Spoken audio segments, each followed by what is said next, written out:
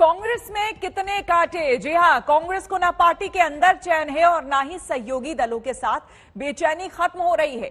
शिवसेना कांग्रेस सरकार में साथ है, लेकिन उसकी चोट कांग्रेस को परेशान कर रही है। तो इधर कैप्टन की जुबान बागी हो चली है। अब सवाल यह है कि अंदर बाहर कांग्रेस में कितने कांटे हैं और कांग्रेस में अच्छे दिनों के फूल कब खिलेंगे। 90 साल के कांग्रेस के वरिष्ठ नेता नटवर सिंह कांग्रेस को देश के लिए जरूरी बताते हैं। इस मुल्क को, हमारी डेमोक्रेसी को एक पुख्ता कांग्रेस पार्टी की जरूरत है। 34 साल के नौजवान नेता कन्हैया कुमार मानते हैं कि कांग्रेस ही लोकतंत्र बचा सकती है। इस पार्टी का अस्तित्व में होना लोकतंत्र के लिए बहुत ही जरूरी है। यूपीए सरकार के पूर्व मंत्री कपिल सिब्बल कहते हैं कि कांग्रेस ही देश को एक रख सकती है। कांग्रेस ही ऐसी आइडियोलॉजी है जो इस देश की जो बुनियाद है, जिसके आधार पे हमारी रिपब्लिक बनी थी, उसको बरकरार रख सकती है। कांग्रेस के 3 नेता जिनकी उम्र और तजुर्बा भले ही अलग अलग हो, लेकिन सब मानते हैं कि देश को कांग्रेस की जरूरत है, लेकिन फिर भी सबकी अपनी ढपली, अपना राह। कांग्रेस आज एक ऐसा दल बन गया है जिसका एक नेता पूरब है तो दूसरा पश्चिम। मतभेदों की खाई इतनी गहरी हो चुकी है कि नेतृत्व निशाने पर है। न वर्किंग कमेटी की मीटिंग होती है, न AICC की मीटिंग होती है। ये 3 लोग बैठे हैं, उनमें से एक है जिनके पास तो कोई पद भी नहीं है, श्री राहुल गांधी साहब के। He is calling the shots. Shrimati Sonia Gandhi, Shri Rahul Gandhi, Shrimati Vadra, और कौन है?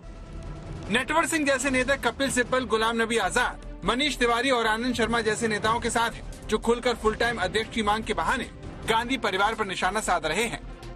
अमरिंदर सिंह भी इसी पीढ़ी के नेता माने जाते थे, जो राहुल प्रियंका समर्थक सिद्धू की वजह से कांग्रेस को टाटा बाय बाय कर प्रतिशोध के रास्ते पर निकल चुके हैं, जिसे गांधी परिवार धोखा बता रहा है।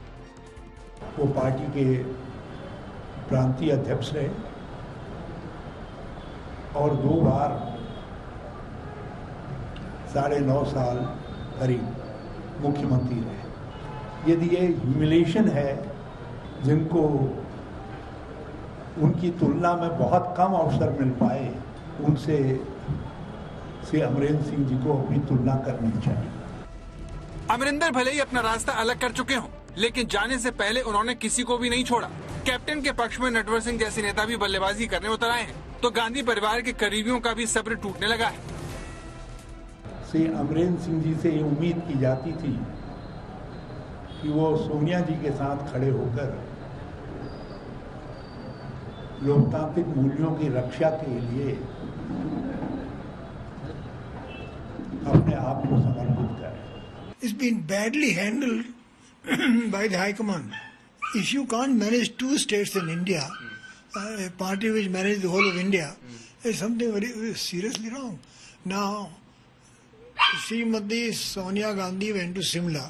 She stopped in Chandigarh for some time.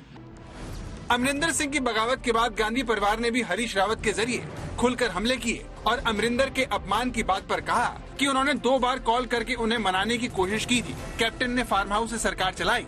यही नहीं, अमरिंदर ने जनता से किए वादे भी पूरे नहीं किए, जबकि पार्टी ने कई बार उन्हें याद भी दिलाया।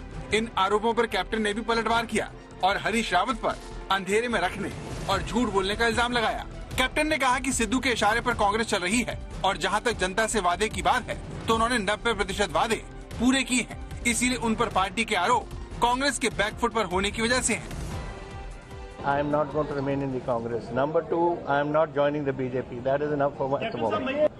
और मैं फिर से कहना चाहता हूँ कि अभी तक जो बातें कही हैं कैप्टन अमरिंदर सिंह जी, उस पर फिर से विचार करें। लेकिन कांग्रेस का ये झगड़ा अब सिर्फ पंजाब तक सीमित नहीं है। पार्टी की हालत से परेशान नेता धीरे धीरे खुलकर सामने आने लगे हैं।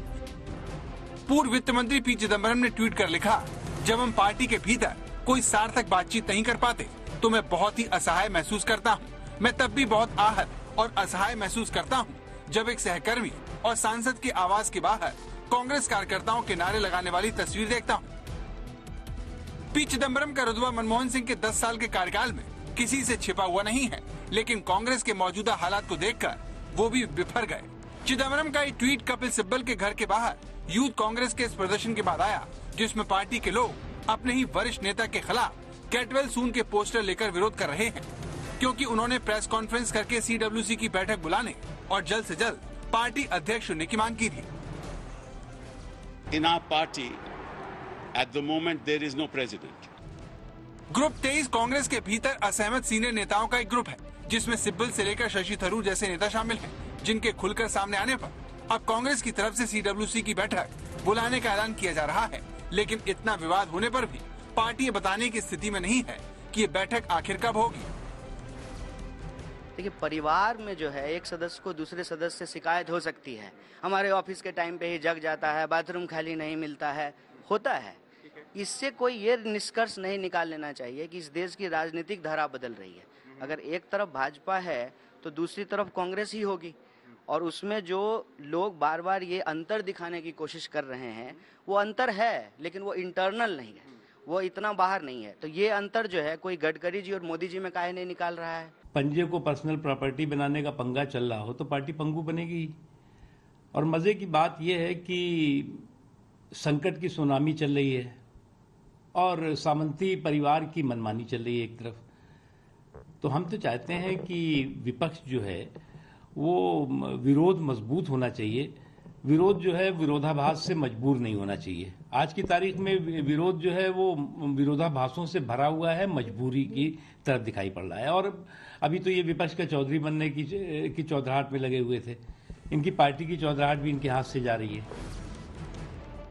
पंजाब से लेकर हरियाणा तक, राजस्थान से छत्तीसगढ़ तक कांग्रेस आपस में ही लड़ रही है। क्षेत्रीय नेता इतने मजबूत हो गए हैं कि केंद्रीय नेतृत्व को आग दिखा रहे हैं। पार्टी में विवाद और मतभेद इतने बढ़ चुके हैं कि फिलहाल तो कांग्रेस का झगड़ा सुलझता नहीं दिख रहा। आज तक ब्यूरो। कांग्रेस में नाराज नेताओं की फौज खड़ी हो चली है। इनमें बुजुर्ग नेता हैं, युवा नेता हैं, पूर्व मंत्री हैं, पूर्व मुख्यमंत्री हैं। जी हां, पार्टी का हाल देखकर उन नेताओं से नहीं रहा जा रहा है जिन्होंने कांग्रेस को खड़ा किया। अभी तो कांग्रेस पहले पंजाब का ही झगड़ा सुलटा ले। मुख्यमंत्री पद की शपथ लेने के बाद से चन्नी को 4 पल भी चैन के नसीब नहीं हुए हैं। इसकी वजह सिद्धू है, जिनसे गुरुवार को 2 घंटे की बातचीत के बावजूद भी समझौता नहीं हो सका और चन्नी को आलाकमान से मिलने के लिए दिल्ली जाना पड़ा। लेकिन दिल्ली रवाना होने से पहले पंजाब से जो तस्वीर आई, उसने पंजाब में कांग्रेस की कलह को एक नया ही रंग दे दिया। ये पंजाब के डिप्टी सीएम सुखविंदर रंधावा है, जो पंजाब पुलिस हेडक्वार्टर पहुंचे, जहां उनके साथ डीजीपी सहोता भी मौजूद हैं। ये वही अफसर हैं जिन्हें हटाने के लिए चन्नी और सिद्धू में घमासान चल रहा है। जानकारों का मानना है कि चन्नी सिद्धू के इशारों पर नाचने को तैयार नहीं है, लेकिन फिलहाल वो सिद्धू को चुनौती नहीं बनाना चाहते। दिल्ली से जब प्रधानमंत्री से औपचारिक मुलाकात के बाद चन्नी से सिद्धू के बारे में पूछा गया तो उन्होंने बड़ी सफाई से जवाब टाल दिया। कौन सी इंटेलिजेंस है कि आपको मेरे से पहले पता चल गया कि 40 मिनट बात हुई है? क्या पत्रकारिता ऐसी ही होनी चाहिए। वैसे we are proud of you. Press है जो देश की, उस पर सब कुछ डिपेंड करता है। कांग्रेस की मुश्किल दोहरी है। एक तरफ उसे घर के झगड़े को सुलझाना है तो दूसरी तरफ कैप्टन से होने वाले नुकसान की भरपाई करनी है, क्योंकि कैप्टन के तेवर और शब्द ये लगातार बता रहे हैं कि वो अपनी अलग फौज बनाने की तैयारी पूरी कर चुके हैं। सूत्रों का दावा है कि अमरिंदर सिंह अपनी अलग पार्टी तैयार करने वाले हैं, जिसका ऐलान अगले 2 हफ्तों में हो सकता है। माना जा रहा है कि करीब दर्जन भर कांग्रेस विधायक उनके पाले में जा सकते हैं, खासकर सिद्धू विरोधी विधायक जो कैप्टन के संपर्क में हैं। इसके अलावा अमरिंदर सिंह बहुत जल्द किसान नेताओं से भी मिलने का प्लान बना रहे हैं। कैप्टन और बीजेपी की नजदीकियां तो साफ दिखाई दे रही हैं, पर कोई कुछ भी कहे ये रिश्ता आसान नहीं होगा। वजह भी साफ है, कैप्टन ने कृषि कानूनों का पुरजोर विरोध किया है। मुख्यमंत्री रहते उन्होंने किसान आंदोलन को पूरा समर्थन दिया। कई केंद्रीय मंत्री और बीजेपी नेता किसान आंदोलन का ठीकरा उनके सिर फोड़ते रहे हैं। पंजाब के कल तक जो मुख्यमंत्री थे कैप्टन अमरिंदर सिंह, उन्होंने कांग्रेस के ही प्रदेश अध्यक्ष नवजोत सिंह सिद्धू पर बेहद गंभीर आरोप लगाए हैं। पंजाब की जंग में कैप्टन के मोर्चा बनाने से कांग्रेस को ही सीधा नुकसान होगा। मंजीत सहगल के साथ आज तक ब्यूरो।